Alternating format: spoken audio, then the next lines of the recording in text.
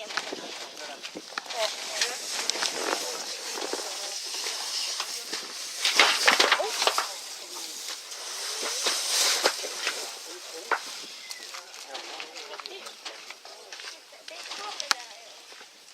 ladies and gents, this one here, the first one we're looking at is Charlene. Now, Charlene is an estuarine or saltwater crocodile. She's about 3 metres long. She probably weighs somewhere between 180 and 200 kilos. She's obviously a female, as the name suggests, being the name Charlene. Now, as far as the female of the species is concerned, this is about as big as they get. The largest one I've ever heard of was 3.2 metres long. All right, so you got a 3 metre female, you got a big female. The male of the species, on the other hand, they're the ones that get really large. Biggest male that I've found documented evidence of, and this one here was a Guinness World Record holder for a little while until he died, and was actually named Lilong or Lolong, and it was on the Philippine Islands. It was 6.18 metres.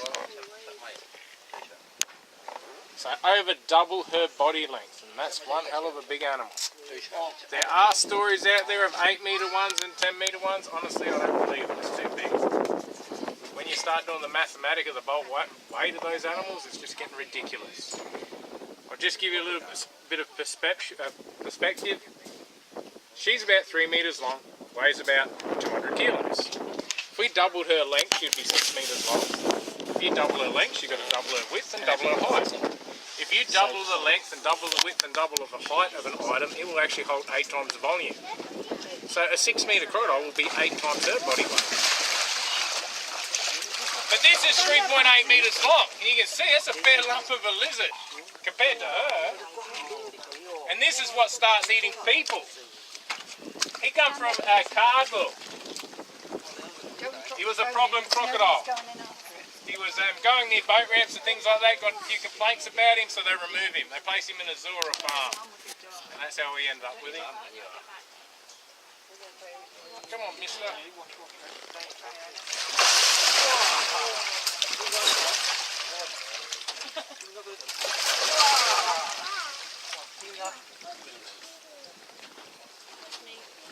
Just a bit of pig.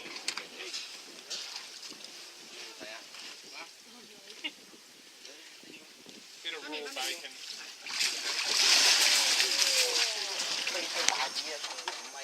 This guy here is about 4.2 metres. His name's Fat Guts. He's 32 years of age. Come on. Yeah,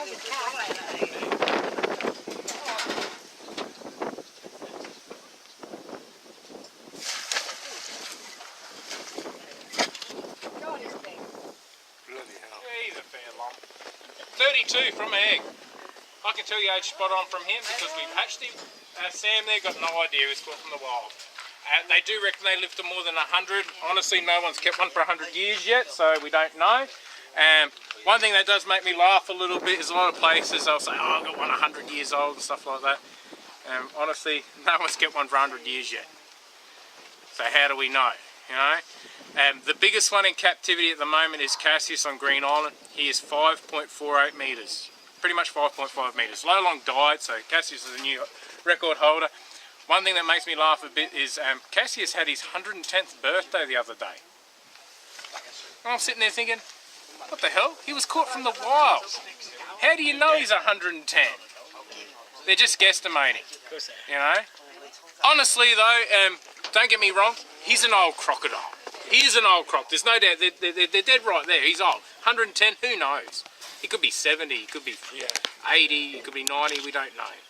You know, our oldest croc, Charlene, we've had her for 45 years in captivity. She come from another zoo. She was wild caught originally, so I reckon she'd be in her 50s somewhere. Our oldest croc is a freshwater crocodile that my father caught when he was 20. We've had it for a little over 50 years now. It was an adult when he caught it, so it would have had to been at least 10 years old.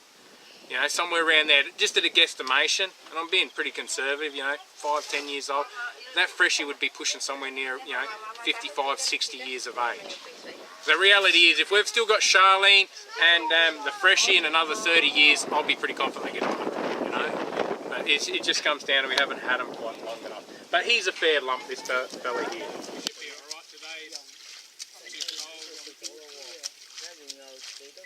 Come on.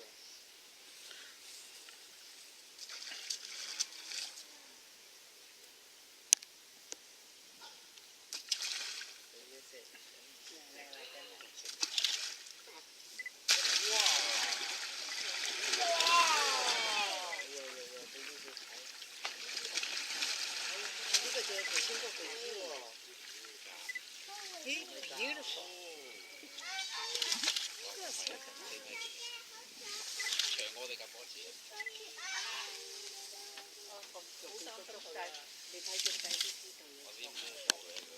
as I mentioned earlier, there's a lot of misconceptions out there with the crocodile.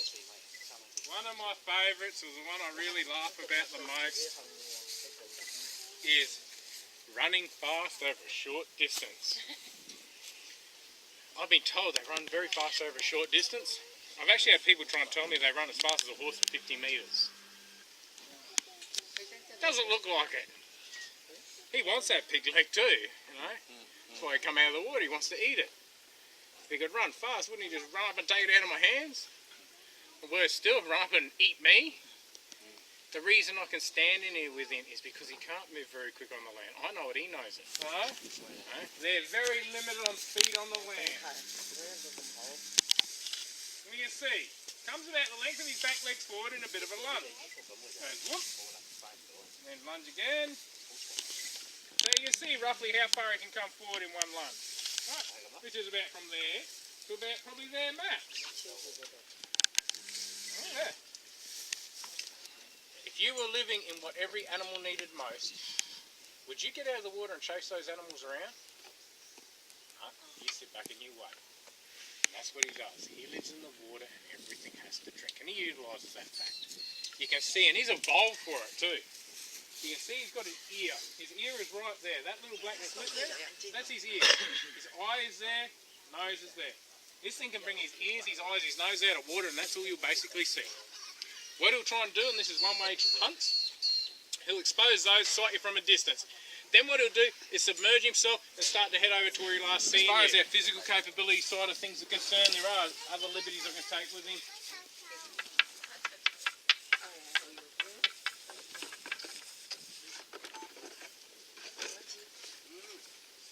I can actually take a seat on this guy if I like. A lot of people think, how the hell do you do that? It's very simple. Gets back to keep it simple, stupid. He can't reach me. He knows that I know it. So he doesn't even try. When you first do this, they will try and try and try, but with a big fat one like this, that in his age, we've had him 32 years, he'd have to be over 40, right? He's just not so flexible anymore. And his size, he's got a belly, he gets about a good bin away. So when you first sit here, he'll try and eventually he just gives up. To give you a bit of a human perspective, it's a little bit like if you go out west, there's heaps of flies. How many times do you brush the flies from your face before you just go bugger it? They can land on my face, I don't care. I'm sick of brushing them away. You do that for 6 hours. You know? At the end of 6 hours, you just go on, the flies are crawling on your face, you don't care anymore. I'm like that fly, he knows he can't reach me. It's as simple as that. But I'm just out of range, that's all it is. If I put something in range where he can have a bit of a look, see? Bin's here, nothing. Put it here, and he has a look at it. Because he can reach the bin, it's in range. You might have noticed when I walked on here too, what I do is I use a stick. The stick's to close his eyes. If I close his eyes, I can put the bin out here, he does nothing, can't see it. Right, leave his eye open. It's as simple as that. But this is just physical capabilities again.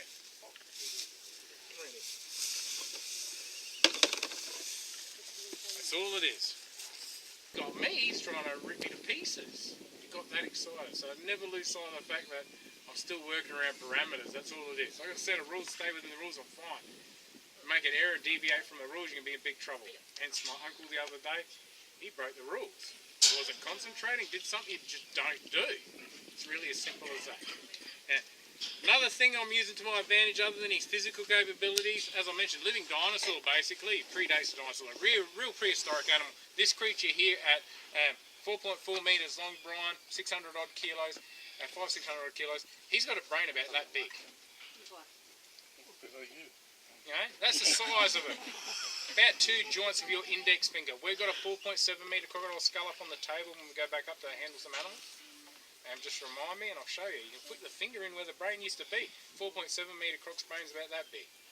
He's 4.4, so I reckon he'd probably be about that big. Having such a small brain on such a big animal doesn't make him too intelligent.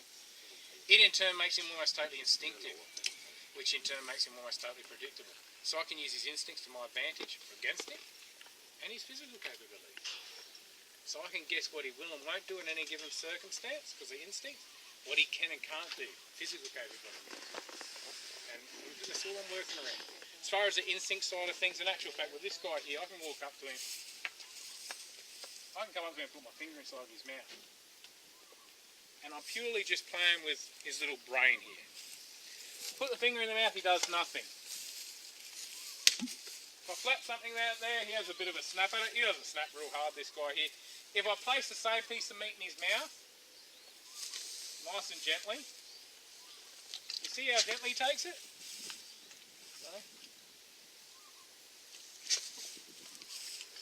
And the reason he's taking it gently, I'll explain why. See if I can get it to snap. I'll show you with another guy up here. The reason he takes it gently, and the reason he snaps is basically this. When it's flapping in his mouth, it's moving.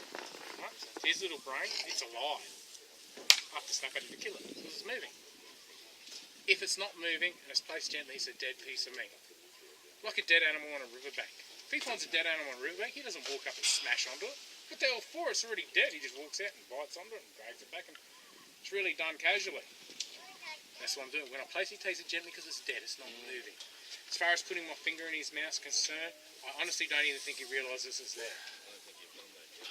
What? Yeah, I did. I did it first time. I did it before. Yeah. I don't think he realises it's there. My uncle discovered this. He worked out using a stick was very advantageous because you can take their eyesight from them. Things like that. No, I haven't fed them yet. And he worked out where they could move and stuff like that by poking them with things, etc. What he realised that when they actually do take prey, as they're drinking, they close their eyes. They crush their head. You can imagine nerves kick. If you leave your eyes open, there's a chance you might lose your eyesight and get scratched out. So when you rub something over their eyes, they retract down their skull for protection. And what he worked out was just basically where they could move, what they couldn't move, and stuff like that. But what he started doing was basically touching them in different ways like that. You notice I touch the bottom jaw, he closes his mouth. Sometimes they full on snap onto it, right? He thought, oh, well, that's interesting. And then what he started to do was rub the top jaw like this. You notice something? You rub the top jaw, he even seems to want to pull away. He done that hundreds of times with heaps of different crocodiles, and he noticed they never bite the stick. Touch the bottom jaw, and sometimes they bite. Top jaw, rub it, they did nothing. Sometimes they'd even pull their head away. Thought to himself, well, if they don't bite the stick, why the hell would they bite my finger? And he thought to himself, well, if I just come up to him, close his eyes, put my finger in his mouth, why would he bite my finger? As simple as that. I'm just placing it in there. I honestly don't even think he realises it's there. Flap it, different story.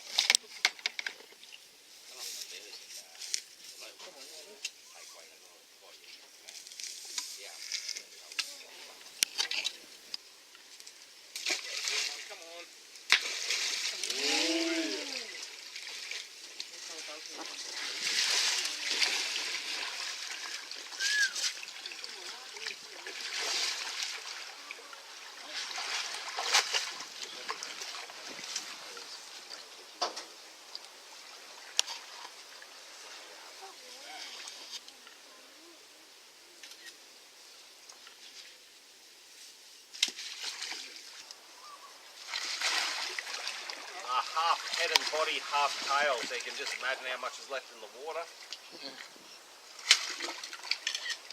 So much tadpole in my mouth. Yeah, they're all little fish, little minnows.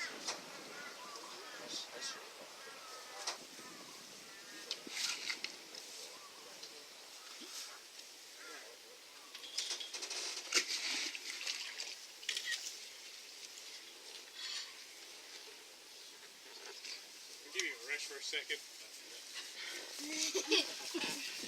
He's wearing himself out. Sure he's not wearing you out?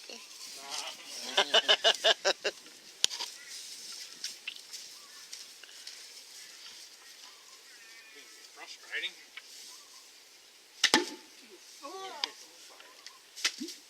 But even so, right, it's just a flat snap.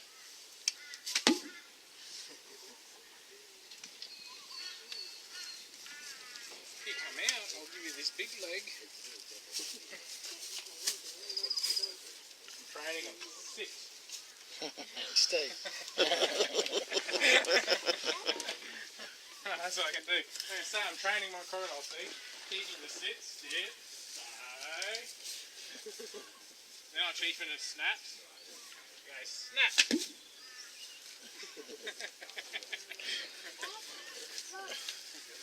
Teach it to roll over.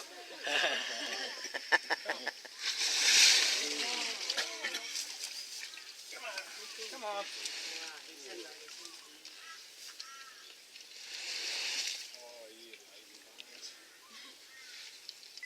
That's just because the weather's cooling down. They slow down, they're reptiles.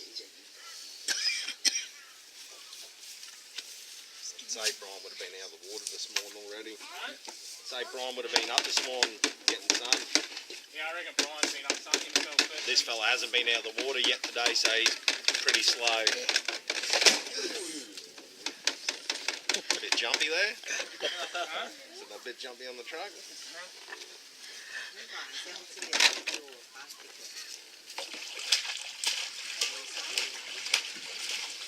He's good enough there anyway. Leave him up.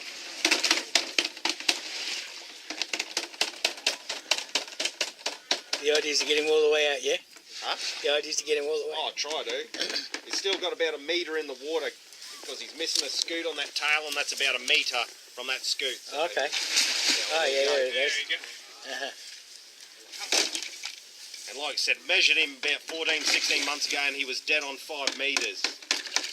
And he had been gaining between 50 and 100 mil every year. So we're guessing he'd be close to that 5.1 metres now. His head, you know. About that one there.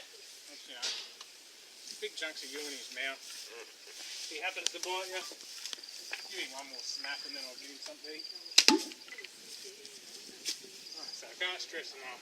It's just instinct we're playing with. How long does this swim in the water? Leave him up in the tank. Try to pull him out. We go in and get a bit of water and let it down. This is pretty incredible too. You watch, he drops into the water, such a big animal, and you see very little, it's not real great big disturbance. Huh? He's slow today. Yeah, he's slow today, alright.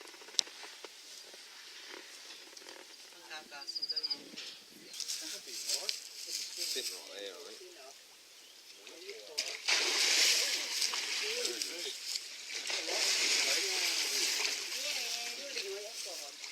This is territorial. He'll pick up the meat later, won't he? Yeah, if he doesn't, his girlfriend will find it. Also, there's two in here, is there? Yeah, there's two Three. girlfriends in here.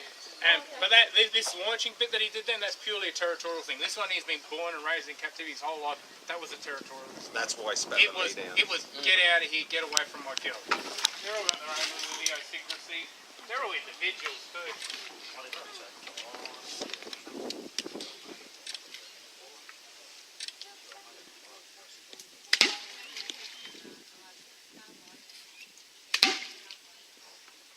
He's fast.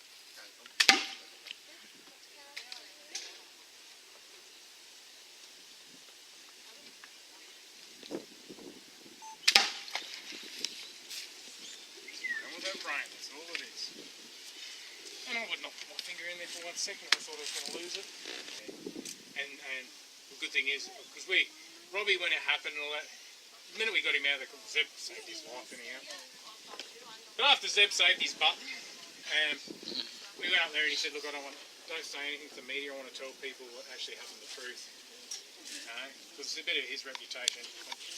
He's 66, he's been playing with crocs since he was 9 years old. It was the first croc we got in the family when he was 5. Like I said, it's 2 years, 3 years of my life I didn't have a crocodile in the backyard.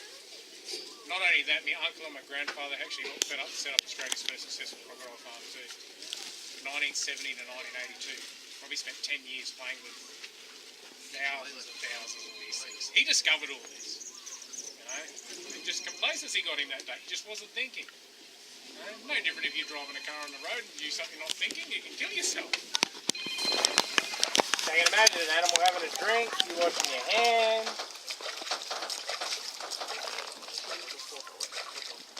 feel this with those nerve endings. He's pretty close there now. Watch out with the stick.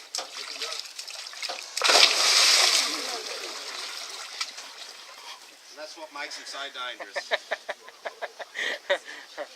Did you He jump? can sit there I think for everybody 3 jumped there. hours, his breath Even waits you. for to go and wash your hands and have a drink. Put food over there now, but it probably takes 3 or 4 months before he starts eating. And Why the hell put that on months before you YouTube? pull the shower I mean, over. Facebook And if or you've got whatever. more than one crocodile with But you know, so when I bumped him a bit hard, he reacted. I'll just wait until he puts his head down.